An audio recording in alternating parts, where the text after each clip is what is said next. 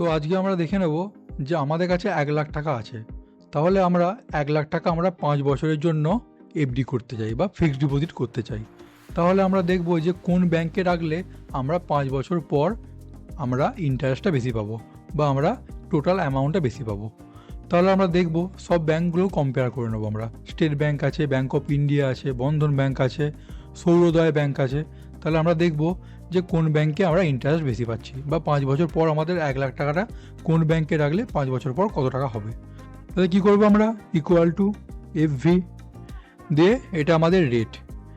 আমরা কি বলেছি এর আগে ভিডিওতেই বলেছি আমরা যে ব্যাঙ্ক ইন্টারেস্ট ক্যালকুলেট করে কোয়ার্টারলি। তাহলে আমরা 4 দিয়ে ভাগ করে দেবো, দেন কমা এন পারে আমরা কি বলেছি, আমরা টাকাটা ক বছর রাখবো, 5 বছর রাখবো। 1 বছরে কটা কোয়ার্টার, 4টে, সেই জন্য 5 মাল্টিপ্লাই 4, দেন কমা PMT কিছু নেই আমাদের, PV প্রিন্সিপাল ভ্যালু 1,00,000 টাকা।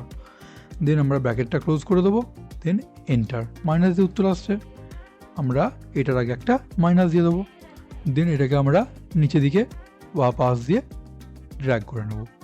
আচ্ছা, এটাকে আমরা একটু এক্সপ্যান্ড করে দিই যাতে সবাই দেখতে পায়। আচ্ছা, দেখেছো?